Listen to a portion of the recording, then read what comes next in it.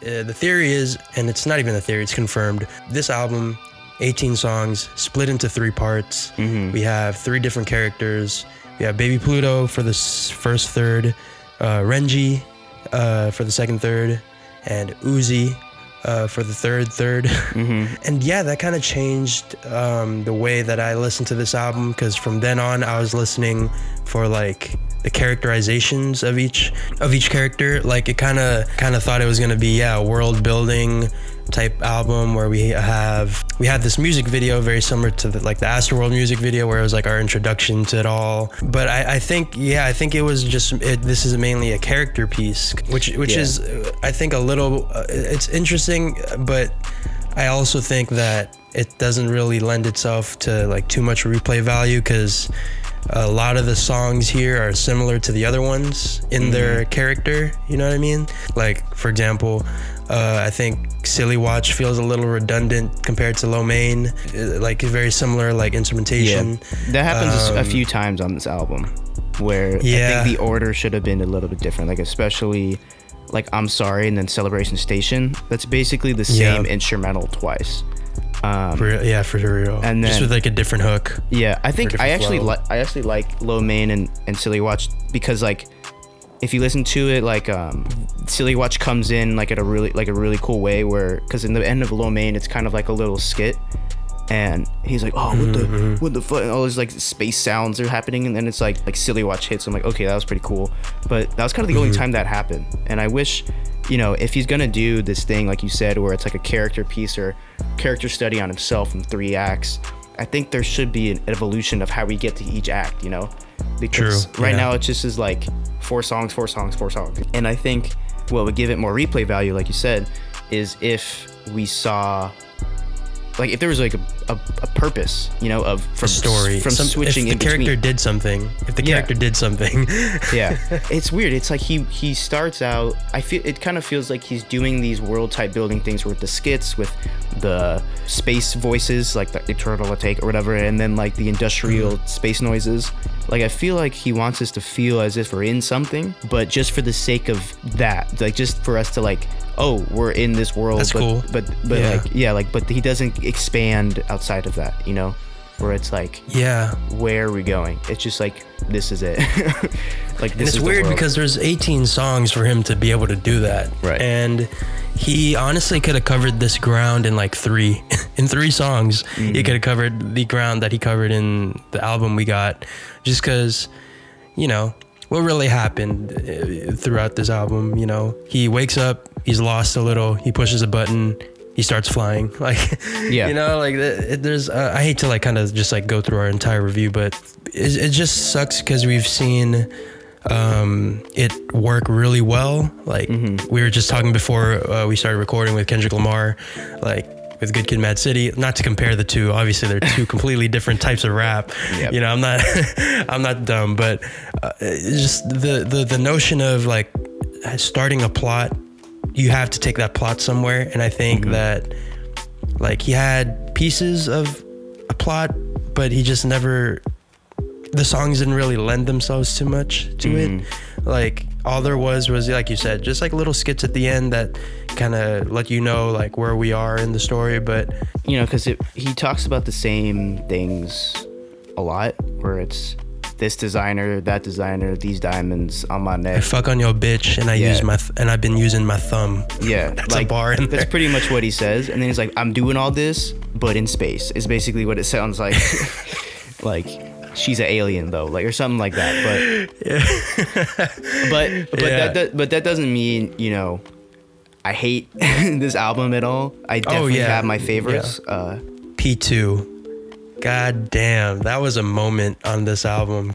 I'll be honest, like, my attention span had ebbs and flows throughout this entire album, but this one caught my attention right away when that chorus starts. This is actually one of like the most sad songs I've ever heard.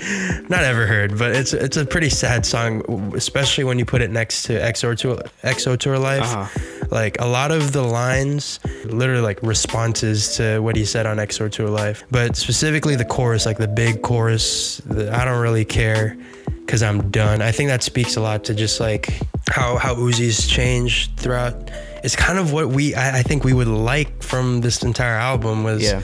I think he left all of that just for that song, it seems like. Yeah, and I think it has to do with the subject matter of XO Tour Life, because it was about his relationship with whoever, I forget the girl's name, but I know he had a big problem with a girlfriend, and he made XO Tour Life about that. And I think that P2 was like a kind of like closure for it. Like he says, like, there's no emotion on my face because I'm numb. Like that's the type of lyricism that I want from him, man. Like it's what I would love to see from Uzi from the second part. Because I think the second section was a little jarring because he introduced a little more singing but was still rapping as much as he did on Baby Pluto. Whereas here he kind of goes really like full on. He's singing. He raps a little for the verses, but this is him singing. I think P2 is a great moment. It was a great, like, just kind of fan-pleasing moment. Lack of features, at least on this first edition of Eternal Atake. Yeah. What'd you think of it? Did you think it hurt or helped the album? Yeah, I think I was very surprised to see that there was literally only one feature. It kind of made it seem like, what have you been doing for the past 2 or 3 years to where you couldn't get someone on this album? I think features would have really helped bring in and hone in on the message of the whole album and keep my attention and kind of offered more than Uzi trying to talk about the same things over and over. You know, like a Young Thug feature on the original album. I don't know, like a Travis Scott feature, something that would have brought me back in to make it more interesting. But no, I think he could have totally brought in anyone, mostly because a lot of these tracks are they feel like a blank slate almost in how he performed on them, to where I'm like, okay, I feel like he's just kind of going the same route. Let's have someone to, you know, counter or like complement this Uzi sound and like and it can make like a full cohesive track. But he only did that once and it didn't really work. So I think features definitely would have saved this album and made it more interesting and another thing to look forward to, because then you could have played off of them, and I feel like when you use a feature, it helps working with another person, because, you know, you got to explain like the vibe of the album, like what you're going for and stuff like that. Yeah. And that could have helped flesh out this idea that he brings in at the final moments of the album that could have been sprinkled throughout the album and kind of give us more of a closure at the end. That would have definitely, I think, give it more a direction and kept my attention more. So overall rating for the original version of Eternal Atake, I'm gonna give that I'll say a 5 out of 10. I think that's as many songs as I like from or like that stand out to me from this album, but also like I think there's some cool stuff in there. Like if I went through and listened to it, I would like it and I would overall enjoy it, but I don't feel an urge to go back to it. Okay, here we go. All right, let me preface this. No. I will also give a 5 out of 10 because it feels mid.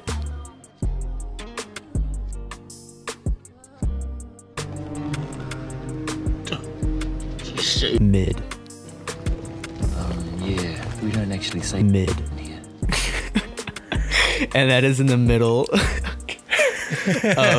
the grading system. Got him. Out of 10. You know, I hate to be the guy who's like, oh, Uzi mid, Frank mid, but like this album was pretty mid. Real quick, I just want to spotlight this cute ass mug my girlfriend got me. The cutest thing ever. The cutest. It's Francesco here.